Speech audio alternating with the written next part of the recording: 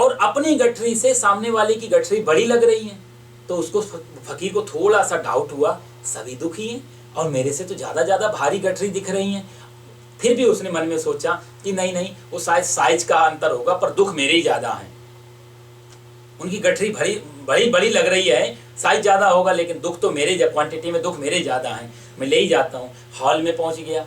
Hall में पहुँच जाके वहाँ खूंटियाँ थी बहुत सारे, बोला हैंगर पे ये सारी अपने अपने दुख टांग दो। सब ने अपने अपने दुख टांग दिए। अब उसने देखा वहाँ पर फकीर ने कि सबके दुख टंगे हुए हैं, और जब दुख टंग गए वहाँ पे तो दुख भी बाहर दिखाई देने लगे। तो उसको बड़ा अब थोड़ा सा शौक लगा एकदम से कि सबके पास दुख है। मजे की बात, कोई गांव में छूटा नहीं, सब आ चुके हैं यहाँ और सबकी दुख की गठरी है और मेरे से तो बड़ी है सदा। जब ये देखा उसने और दुख भी दिखाई देने लगे, फिर भगवान ने आकाशवाणी की, अब ऐसा करो जिसको जिसकी गठरी पसंद हो वो गठरी लेकर के चले जा सकते हो, जिसको जिसकी गठरी पसंद हो। जैसी ये बात हुई फकीर भागा एकदम से, और मजे की बात गठरी पकड़ने किसकी, अपनी ही गठरी उसने उठा ली, इस डर से कि मेरी गठरी कोई दूसरी ना उठा ले। फकीर से लोगों ने कहा भी कि तुम दूसरे की गठरी बदल क्यों नहीं लेते एक्सचेंज। उसने बोला नहीं नहीं, मेरी गठरी ही मुझे सबसे छोटी लग रही है इतने में। और दूसरी चीज, मेरे जो दुख हैं, मेरी जो परेशानियां हैं, मेरे जो पेन हैं, कम से कम मेरे से जानकारी तो है, मैं जानता तो हूँ। दूसरे के नए दुख पता नहीं कौन सी आफत नई दुख ले आए, नई आफत ले आए, वो तो अननोन दुख पता नहीं कौन से दुख ले आए। जो दुख को मैं जानता हूं, कम से कम उसको झेलने की शक्ति तो है मेरे अंदर, उनको मैं पहचानता तो हूं। कहने का और दूसरा ये सबसे बड़ा चमत्कार, पूरे गांव ने जब वापस अपने गांव की तरफ पहुंचे तो सबके पास अपनी ही गठरी थी, किसी ने किसी की एक्सचेंज नहीं की हुई थी। कहने का भाव ये है, हमें जब तक हम दूसरे को फोकस नहीं करते तब तक हमें सदा ये लगता है कि हमें जो भी मिला है वो कम है, इसलिए भागना पड़ता है। हमें सदा ये लगता है कि हम बहुत ज़्यादा दुखी हैं दूसरे के मुकाबले। ये दूसरा जो दिखता है ना, वो एक्चुअल में होता नहीं। मैं आपके सामने यहाँ बैठा हूँ, नहा धो करके बैठा हूँ, ये चमक दिख रही है, ये वस्त्र आदि, ये प्रसन्नता, ये जरूरी नहीं असली चेहरा ही हो। हम सदा एक मास्क, एक मुखौटा लेकर के समाज में जीते हैं। अकेला व्यक्ति, कहते हैं किसी की असलियत जाननी हो तो उसके एकांत को पकड़ो, उसका एकाकी जीवन देखो, उसका एकांत देखो, कितना निर्मल, कितना पावन, कितना फ्रस्ट्रेशन के बिना है। जिसका एकांत जैसा होगा उसी का वो असली जीवन माना जाएगा। अनलेस हम लोग मास्क, जैसे ड्राइंग रूम होता है ना, हर घर में एक ड्राइंग रूम बनाया जाता है। अब ड्राइंग रूम का मतलब यही होता है कि जहां पर लोगों को दिखाया जाए मेरा घर कैसा है। हालांकि ड्राइंग रूम रहने के लिए नहीं होता, ड्राइंग रूम सिर्फ बैठने के लिए भी होता है और शो पीस होता है। वहां लोग रहते नहीं हैं, घर वाले रहते बेडरूम में हैं, लेकिन सब आने वालों को ड्राइंग रूम में बिठाया जाता है। पूरी ताकत ड्राइंग रूम में लगाई जाती है, उससे पता लगता है कि घर कैसा हो। तो हम लोग भी एक ड्राइंग रूम इसमें लगा के घूमते हैं।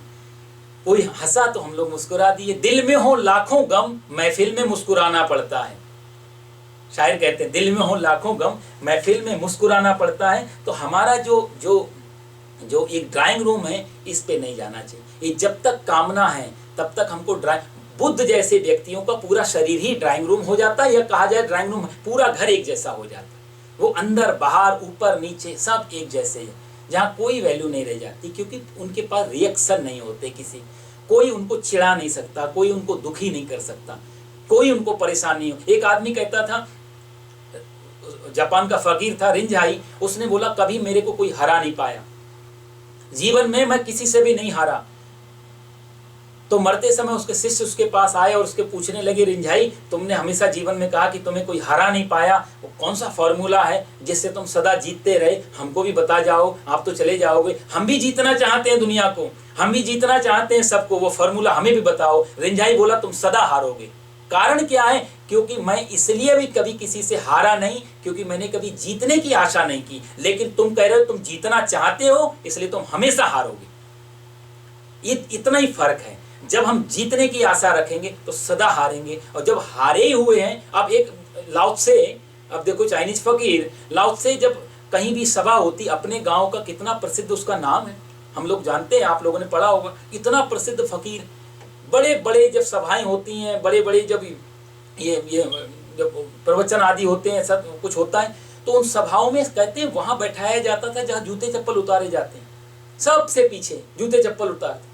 किसी ने उससे कहा कि महाराज आप यहाँ बैठते हो जूते चप्पल उतारने की जगह, अरे आपका तो स्टेज पे जगह है, फ्रंट पे भी नहीं, बिल्कुल स्टेज पे बैठना चाहिए आपको, आप इतने बड़े संत क्यों?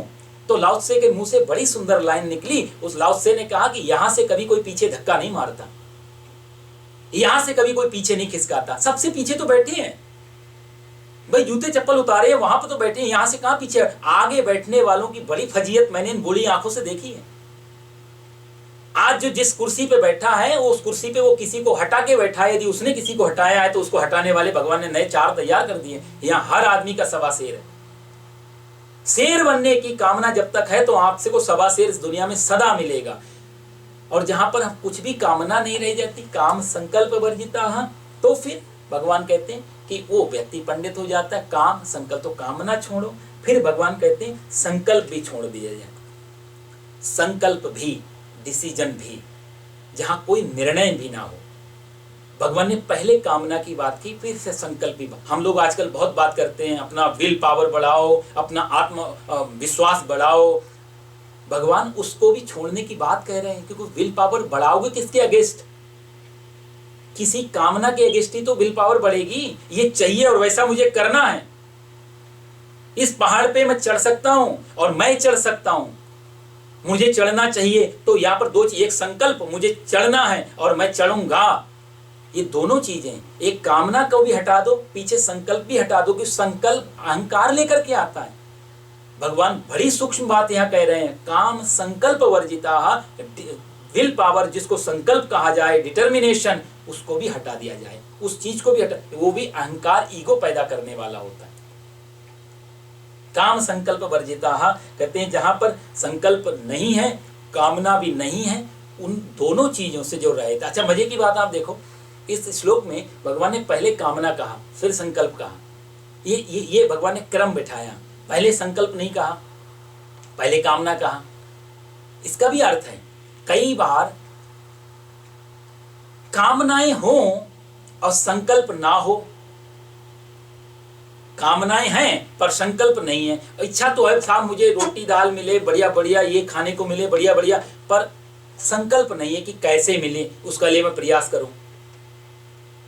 मुझे बड़ा पद पे बैठना है, मुझे पावरफुल बनना है, मुझे बहुत अमीर बनना है, ऐसी कामनाएं तो हों पर संकल्प नहीं हो। तो साहब ये जो कामनाएं बहुत होंगी और संकल्प नहीं होगा तो ये बहुत ज्यादा खतरनाक हो जाएगा।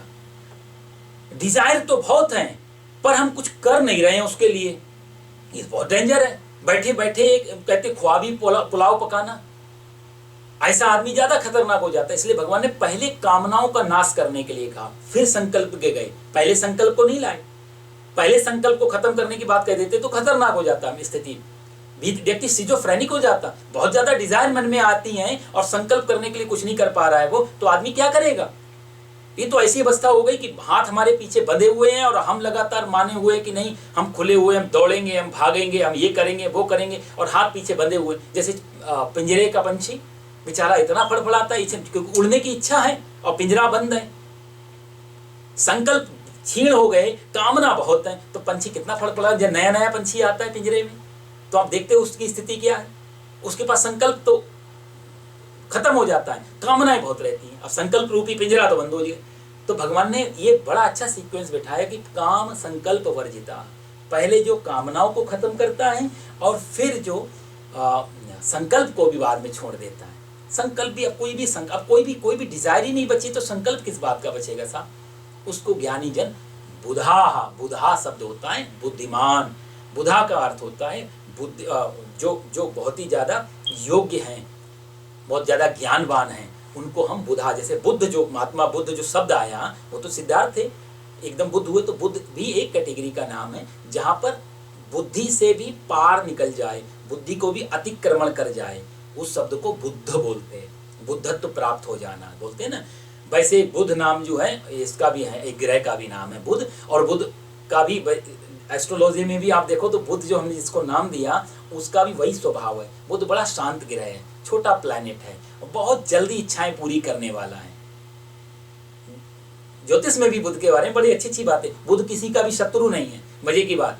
9 के 9 गिरोह में बुद्ध न किसी से शत्रुता रखता है, न किसी से ज्यादा मित्रता रखता है, सबके साथ बुद्ध शामिल। एक बुद्ध ऐसा गिरह है जिसकी किसी से दुश्मनी नहीं है, इसलिए भी शायद बुद्ध को लिया गया। बुद्ध जो है, आपको शायद जानकारी होगी, मां श्रीमद् भागवत में बुद्ध गुरु बृहस्पति, देवगुरु बृहस्पति की पत्नी थी तारा, उसका चंद्रमा ने कर लिया अपहरण, तो उससे जो पैदा हुआ था उस ग्रह का नाम है बुध।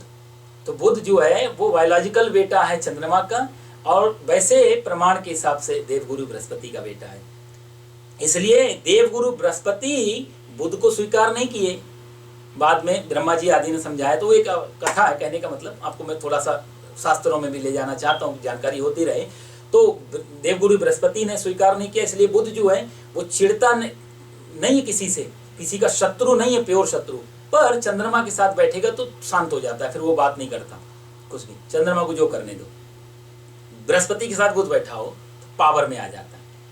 तो बृहस्पति को देख के उसको अभिमान है, चंद्रमा को देख के वो शांत हो जाता है, शत्रुता नहीं। तो ये बुध को भी शायद इसीलिए उसको बुध कहा होगा, क्योंकि बुध का मतलब यहाँ पर गीता में है जो बुद्धिमान प्राणी है, वो बुद्धिमान जो ये सांसारिक चीजों से उठ करके जो बुद्धि काम करती है, आत्मज्ञान की तरफ, मुमुक्षु की बात की जो भगवान बता रहे हैं, उस ऐसे लोगों को बुधा, बुद्धिमान लोग, ज्ञानी लोग भी पंडित कहते हैं। ये जो जैन धर्म है ना साहब, हमारे यहाँ जो बुधा शब्द है, जैन धर्म में जिन शब्द कहा, ये जैन शब्द तो बाद में आया, जैन, ये जैन शब्द नहीं था, जिन परंपरा होती थी, महावीर जिन।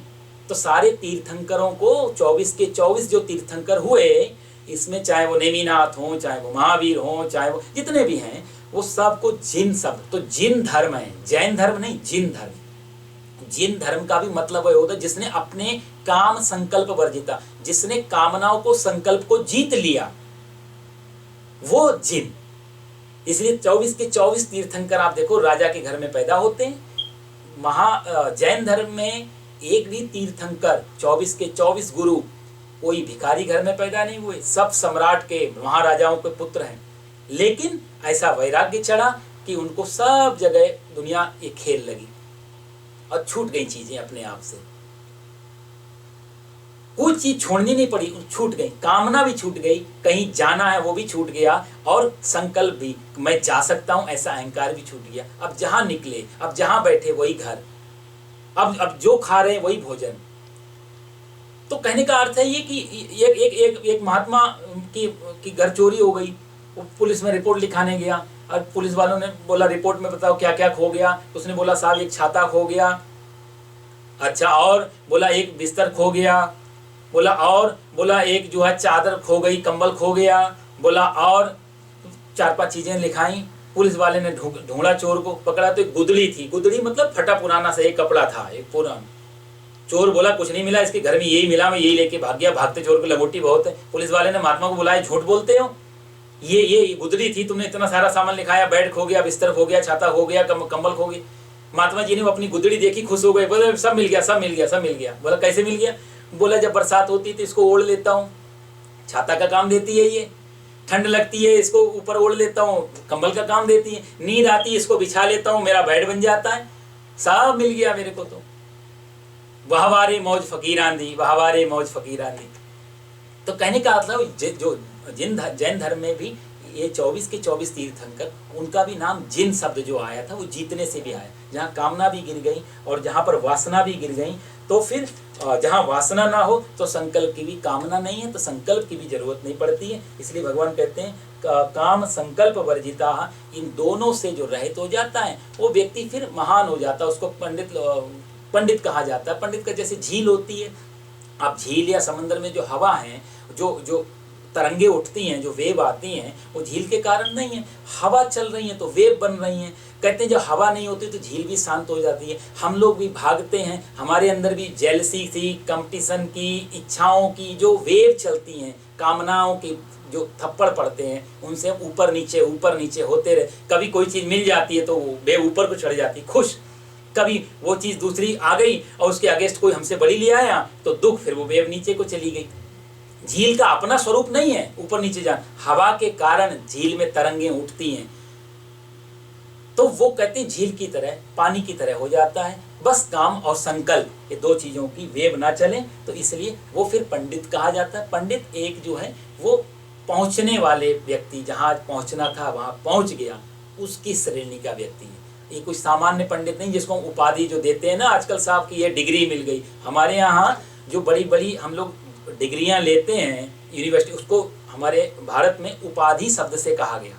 आप सब लोग जानते हैं उपाधि, कि आपको साहब डॉक्टरेट उपाधि मिली, आपको पीएचडी की उपाधि मिली, आपको बैचलर की उपाधि मिली। डिग्री को भारत में उपाधि कहा गया। और अपने दर्शन शास्त्र में उपाधि को बीमारी कहा गया। उपाधि का नाम है बीमारी। आदि दैविक, आदि भौतिक, आध्यात्मिक, 3 प्रकार के ताप होते हैं। तापों को उपाधि, तो डिग्री एक तरीके से बीमारी है, क्योंकि वो भी भगा रही है ना कहीं ना कहीं, वो भी कहीं ना कहीं ले जाना है, किसी से आगे ले जाना, किसी से पीछे ना रह जा। तो उपाधि का मतलब बीमारी हो। भगवान कहते हैं सारी बीमारियों से जो पार हो जाता है ऐसा व्यक्ति पंडित है। श्लोक बड़े बड़े मीठे हैं ये चारों श्लोक। काम संकल्प वर्जिता, ये कर्म अकर्म विकर्म के बारे में भगवान कहते हैं। तो ऐसे ही भगवान ने 20वें श्लोक में भी इसी में बारे में आगे बढ़ाया इसको कि त्यक्त्वा कर्म फलासंगम नित्य तृप्तो निराश्रया कर्मण्यभिप्रवृत्तोपि नैव किंचित करोति सः। भगवान कहते हैं इसमें त्यक्त्वा कर्म फलासंगम, अपने कर्म को फलासंगम, त्यक्त्वा फल की आसक्ति को जो त्याग देता है, नित्य तृप्तो निराश्रया, 20वां श्लोक है। नित्य तृप्तो निराश्रया, जो सदा नित्य तृप्त, मतलब जो सदा तृप्त है अपने आप में, जो किसी चीज को मिलने से तृप्त नहीं हुआ है, जो तृप्त है ही, ऐसा उसको बोलते हैं नित्य तृप्त। सह कर्मणि अभिप्रवृत्ता, वह अच्छी तरह से, अभिप्रवृत्ता अच्छी तरह से कर्म में लगा हुआ है। अपि किंचित एव ना करोति, वह वास्तव में कुछ नहीं करता है। 20वें श्लोक में भगवान कहते हैं कि जो व्यक्ति किसी कारण से त्यक्त्वा कर्म फलासंग नित्य तृप्तो, नित्य तृप्त मतलब सदा आनंद में रहता है, सदा सुखी रहता है। सदा सुखी हम लोग भी रहना चाहते हैं, लेकिन हम लोग में सदा सुखी नहीं रहते। भगवान यहाँ बता रहे फॉर्मूला कैसे सदा सुखी रहा जा सकता है। कैसा व्यक्ति? इस त्यक्त्वा कर्म फलासंगम, कर्म में आसक्ति, कर्म के फल की आसक्ति को जो छोड़ देता है, वो जो ले आए सामने से, वो आसक्ति नहीं रहती उसमें। कर्म करता है लेकिन कर्म के फल में अटैचमेंट नहीं होता, वो व्यक्ति नित्य तृप्तो, वो सदा तृप्त रहता है। और ऐसा व्यक्ति सदा आनंदित होता है, अकारण, विदाउट रीजन। उसके लिए कोई हम लोग देखो प्रसन्न हो तो हमसे पूछते हैं, जैसे हम खुश हैं, आमतौर से आदमी पूछता है साहब बड़े प्रसन्न लग रहे हैं, क्या बात है, बड़े सुखी हो, क्या बात है। हमको लगता है कि कोई ना कोई बात तो जरूर होगी, इतने खुश। हम कभी सोच ही नहीं पाते बिना बात के भी हम खुश हो सकते हैं। कोई आदमी ऐसी हंस रहा हो तो हम उसको दो ही बातें, या तो इसको कुछ मिल गया है या ये पागल है, नहीं तो हंस कैसे सकता है। इस दुनिया में इतना ज्यादा पीड़ा हम लोगों ने देख ली है, इतना दुख देख लिया है साहब, किसी की हंसता कोई हंसता हुआ चुभने लगता है आंखों में, हंस कैसे सकता है ये? कारण बताओ।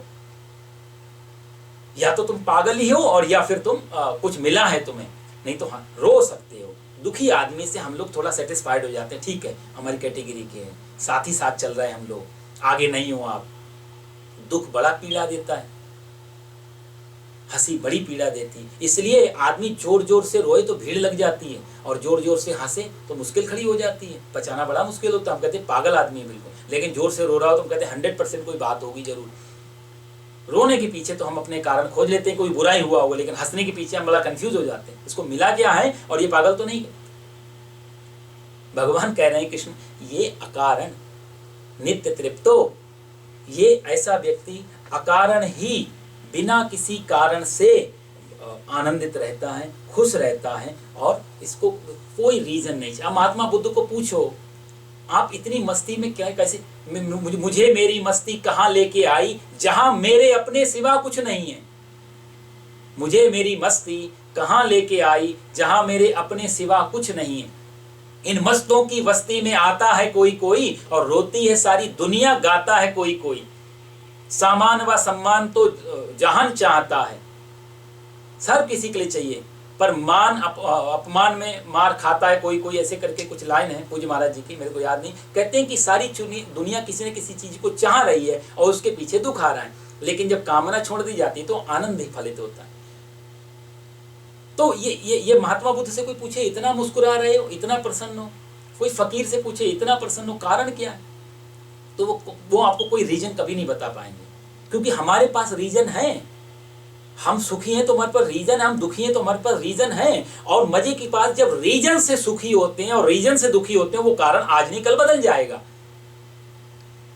इसलिए हम गौर करने वाली बात है, जब कोई दुखी होता है तो हम उसको सांत्वना कैसे देते हैं, अरे साहब इतना दुखी, चिंता मत करो, भगवान सब ठीक कर देगा, थोड़े दिनों में समय बदल जाएगा, ठीक हो जाएगा सब। लेकिन मजे की बात, कभी आप देखो जब आदमी बहुत सुखी हो और तब यही कामना, फिर से उसको दो ही शुभकामना, चिंता मत करो थोड़े दिन में बदल जाएगा टाइम, भगवान बदलेगा सब, तब बड़ा बुरा लग जाएगा हमें।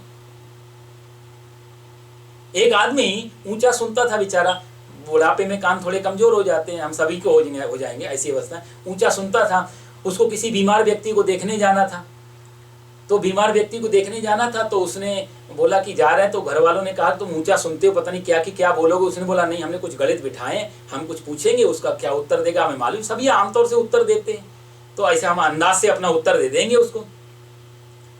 तो उसने वो गया बीमार व्यक्ति के पास में, तो वो बीमार व्यक्ति बेचारा उस समय कुछ खींचा हुआ था, कुछ दुख में था, अंदाज उल्टा पड़ जाता है। तो उसके पास पहुंचा, उसने बैठा और ऊंचा सुनता था बेचारा, उस समय सुनाई ज्यादा देता नहीं था। उसने पूछा क्या हाल है, तो बीमार व्यक्ति यूजुअली जैसे कहता ठीक है, पहले से थोड़ा ठीक है। तो उस व्यक्ति ने ये नहीं कहा, वो खींचा हुआ था, उसने बोला मर रहे हैं। तो ऊंचे सुनने वाले व्यक्ति ने वही सोचा कि शायद ये कहा रहा होगा ठीक हो रहे हैं धीरे धीरे, पहले से अच्छे। बोला हाँ चिंता मत करो, तुम्हारी कामना जल्दी ठीक होगी, जल्दी तुम्हारी भगवान इच्छा पूरी करेगा। तो इस बीमार आदमी को बड़ा बुरा लगा कि हम मर रहे हैं और ये कह रहे हैं तुम जल्दी जल्दी तुम्हारी कामना ठीक हो जाएगी। फिर उसने दूसरा सवाल किया कि कौन से डॉक्टर की दवाई चल रही है, तो आदमी कहता साहब उस डॉक्टर की दवाई चल रही है। तो उसने तो ये नहीं कहा, उसने कहा यमराज की। ओ अच्छा, वो वाले डॉक्टर, वो तो बहुत बढ़िया डॉक्टर हैं, उनके बारे में तो सब लोग जानते हैं, उनका मरीज आज तक फेल नहीं हुआ, भगवान ने चाहा तो तुम्हारे को वो ठीक ही करके ले जाएंगे हमेशा। तो कई बार अंदाज उल्टा पड़ जाता है इन चीजों का कारण से। यदि किसी से हम लोग भी कहें आप दुखी है और आपके लिए हम शुभकामना दे दें कि भगवान आपका ये समय बदल देगा, तो अच्छा लगता है। लेकिन इसका विपरीत, जब हम सुखी हैं और कोई हमसे कह दे कि भगवान ये समय परिवर्तन कर देगा, चिंता मत करो समय बदल जाएगा, तो ये बात बड़ी बुरी लग जाएगी। लेकिन ये सत्य है, यदि वहां पर हम परिवर्तन के लिए जिम्मेदार हैं तो सुख का भी परिवर्तन आएगा। ज्योतिष में कहावत आती है चक्रार पंक्तिरिव गच्छति भाग्य पंक्ति। ये सुख और दुख ये दोनों चक्के की तरह होते हैं, पंक्तिरिव चक्के की तरह। आज यदि सुख का पहिया ऊपर है तो कल दुख का पहिया फिर ऊपर आ जाएगा, सुख का पहिया नीचे चला जाएगा। और यदि आज सुख है तो कल दुख, और आज दुख है तो कल सुख, क्योंकि दोनों पहिए की तरह चल। और किसी भी जीवन में किसी भी आदमी के पास में ऐसा कभी नहीं रहा कि पूरा जीवन उसने सुख में बीता हो, चाहे कोई भी चीज क्यों ना हो। और ऐसा कोई भी व्यक्ति इस पृथ्वी पे नहीं है कोई पूरा जीवन दुख में बिताया हो, सुख के क्षण ना आए हो। लेकिन जो इस दोनों खेल से पार निकल जाते हैं, उसके लिए भगवान यहाँ कहते हैं त्यक्त्वा कर्म फला संगम नित्य तृप्तो। वो सदा नित्य तृप्त है, वो अपने में निराश्रयो कर्मण्य भी प्रवृत्तोपि, वो कर्म में प्रवृत्त होता है। लेकिन कैसे प्रवृत्त होता है, नैव किंचित करोति, वो कोई कर्म उससे होता है जैसे भगवान कहते आ रहे हैं, लेकिन कर्म में कर्ता भाव नहीं रहता। क्यों नहीं रहता, क्योंकि कर्म के फल की अभिलाषा नहीं होती कि मुझे ये परिणाम चाहिए। वो जो आ जाता है उसमें ही पॉजिटिविटी ढूंढ लेता कहा जाए। जैसे परीक्षित महाराज की कथा मैंने आपको बताई कि परीक्षित को श्रृंगी ऋषि ने शाप दिया, समीक का बेटा है, कि हे परीक्षित तुमने मेरे पिता के गले में मरा हुआ सर्प डाला, मैं तुम्हें शाप देता हूँ, जिस सर्प को तुमने डाला उसी सर्प का पूर्वज जो तक्षक नाग है आज के 7वें दिन तुम्हें डसेगा और तुम मर जाओगे। अब 7 दिन में फांसी की सजा सुना दी श्रृंगी ने। परीक्षित महाराज घर आए, बड़े प्रसन्न। परीक्षित को पता लगा, गौरमुख एक उनका शिष्य था, उसको भेजा, गुरुजी ने कहा जा बता के आ जाओ, कम से कम साफ दे दिया है बेटे को, पता तो लग जाए 7 दिन में मरने वाले हो, तैयारी कर लो। अब वो राजा को इनको पता लगा परीक्षित को 7 दिन में मेरी मृत्यु हो जाएगी। पत्नी के पास गए बेडरूम में, हाथ पकड़ा, बड़े प्रसन्न। बोला देवी मैं तुम्हें एक बात बताना चाहता हूँ। बोला क्या? बोला देवी 7 दिन से पहले मैं मर नहीं सकता हूँ, ये गारंटी है। 7 दिन में मैं मर जाऊंगा। परीक्षित कहते हैं 7 दिन से पहले मैं मर नहीं सकता, क्योंकि ऋषि की वाणी है 7 दिन तो मैं रहूंगा, और उस पृथ्वी पे ऐसा कोई व्यक्ति नहीं है जो ये कह पाए मैं कल जिंदा रहूंगा। कोई भी गारंटी नहीं साहब, कभी भी हार्ट अटैक हो जाए, ब्रेन हेमरेज हो जाए, दुनिया मकान गिर जाए, एक्सीडेंट, दुनिया भर की होती है अकाल मृत्यु। इस दुनिया में कोई भी ऐसा व्यक्ति नहीं जो ये कह पाए 24 घंटे में जिंदा रहूंगा 100%। परीक्षित कहते हैं कि 7 दिन से पहले मैं मर नहीं सकता। ये सकारात्मक भाव खोज लेता है ऐसा व्यक्ति, वो बुरे में भी अच्छाई निकालने लगता है। कहा जाए तो एक जैसे कांटा चुभाए तो दूसरे कांटे से इस कांटे को निकाल देता है।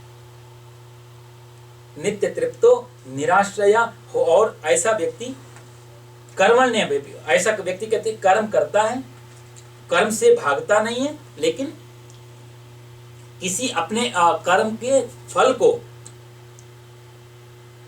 कर्म से कोई फल लेने की इच्छा कि इस कर्म से मुझे ये मैंने ये काम किया तो मुझे ये फल आना चाहिए, ऐसा नहीं। हम हर चीज से फल निकालने की कोशिश करते हैं, तभी हम कर्म करते हैं। भाई हम कर्म करते हैं तो हम कहते हैं कर्म कम हो फल ज्यादा मिले, ऐसा हम लोगों का प्रयास होता है। कर्म रूपी फल को हम निचोड़ के फल निकालना चाहते हैं, उसका रस। ज्ञानी पुरुष कर्म तो करता है लेकिन फल निचोड़ने के प्रयास नहीं करता। इसलिए जितना भी फल आ जाए वो, जैसे मैंने आपसे कहा, प्राप्त में पर्याप्त है, जो भी मिले। आपको मैं कहानी सुना रहा था, एक आदमी की लॉटरी लगी, पत्नी सुखी है, पति दुखी है। पड़ोसी ने पूछा कि लॉटरी लगी है, पैसा घर में आया है, एक दुखी एक सुखी कारण। पत्नी बोली कि 5 लाख की लॉटरी लग गई, 5 लाख रुपए मिल गए। बोला तुम्हारे पति क्यों रो रहे हैं? पति बोला मैंने तो 10 लाख की अपेक्षा की थी, ये तो 5 ही लाख मिले। अब एक ही घर है, फायदा तो हुआ है 5 लाख का, शुद्ध फायदा हुआ है, लेकिन एक आदमी की नजर में शुद्ध 5 लाख का लॉस है, एक आदमी की नजर में शुद्ध 5 लाख का प्रॉफिट है। देखने का नजरिया है। कहते नजरें बदली तो नजारे बदल गए, कश्ती ने जरा सा रुख बदला तो किनारे बदल गए। थोड़ा सा यदि फर्क पड़ जाए कश्ती का, नाव का किनारा बदल जाता है, यही फर्क पड़ता है। भगवान कहते हैं नित्य तृप्तो निराश्रय, ऐसा व्यक्ति सदा सुखी रहता है। 21वां श्लोक हम लोग लेते हैं कि समय बहुत कम है। निराशीर्यत चित्तात्मा त्यक्त सर्व परिग्रह शारीरम केवलम कर्म कुर्वन्नाप्नोति किल विषम। भगवान कहते हैं कि जिसका शरीर निराशीर्यत यत चित्तात्मा, जो व्यक्ति, ऐसा व्यक्ति त्यक्त सर्व परिग्रह, सारे परिग्रह को, सब संग्रह को त्याग देता है। जो सुख सुविधाओं की चीजें हैं उनको त्याग देता है, सुख सामग्री को त्याग देता है। शारीरम केवलम कर्म, जो शरीर से केवल कर्म करता है, केवलम शरीर संबंधी कर्म करता है, और निराशीर, इच्छा रहित, पाप को प्राप्त नहीं होता। यहाँ भगवान कहते हैं कि निराशीर मतलब जो इच्छाओं के रहित, जिसने इच्छा आशा को त्याग दिया, जहाँ कोई आशा नहीं है। और जब आशा नहीं है तो निराशा भी नहीं आएगी। सब आशा के पीछे ही तो निराशा आती है। हमने कोई आशा पाली, पूरी नहीं हुई तो निराशा। और मजे की बात, आशा पूरी हो जाए तो दूसरी आशा जन्म लेती है, आशा पूरी नहीं हो तो निराशा जन्म लेती है। आशा ही खत्म हो जाए तो निराशीरिया। यहाँ भगवान जो बात कर रहे हैं, निराशीरियत चित्तात्मा, जिस व्यक्ति के जीवन में निराशी, कोई आशा नहीं रहती, और त्यक्त सर्व परिग्रह, सारे परिग्रह जो भी सुख सामग्री है उसको त्याग देता है। शारीरम केवलम कर्म, शरीर से व्यक्ति कर्म करता है, और कुर्वन् नाप्नोति किल, उसका परिणाम क्या होता है? भगवान अंतिम बात में कहते हैं कि सारे पापों से मुक्त हो जाता है। इसमें 2-3 क्वेश्चन निकल सकते हैं। भगवान कहते हैं कि सत्यक्त सर्व परिग्रह, सारी सुख सामग्री को छोड़ देता है। ये तो बड़ा कठिन बात है, भगवान ऐसी बात तो नहीं कहेंगे। और भगवान यदि इस बात को कहते हैं तो सोने की द्वारिका बना के खुद बैठे हुए हैं, और यहाँ कह रहे हैं कि त्यक्त सर्व परिग्रह, ये बड़ा अंतर है। कहते हैं गीता के शब्द में ही गागर में सागर भरने जैसा होता है, शब्दों में बड़ा गहरा राज छुपा होता है। भगवान सुख सामग्री छोड़ने के लिए कह रहे हैं, सामग्री छोड़ने के लिए नहीं कहा, सुख सामग्री, यानी कि जिससे हम सुख निचोड़ रहे हैं वो सामग्री। और जब सुख निचोड़ना बंद हो गया तो कोई भी सामग्री सामग्री बन जाती है। जैसे कि हमको रसगुल्ला पसंद है तो रसगुल्ले में सुख है, तो रसगुल्ला छोड़ने का भगवान ने बात नहीं की। भगवान ने कहा इसमें जो रस ले रहे, इसमें जो सुख है उसको छोड़ दो, क्योंकि कल को रसगुल्ला नहीं मिला तो दुखी होना चालू हो जाएगा। फिर चाहे रसगुल्ला खाओ, चाहे बैगन की सब्जी खाओ, चाहे पूड़ी मिले, चाहे रोटी मिले, फिर दोनों आपके बराबर हो जाती है। सुख सामग्री, जिससे हमें सुख लेने की आशा हो, जिससे सुख खींचने की आशा हो, वो सामग्री को त्याग कर। तो असली में सामग्री का त्याग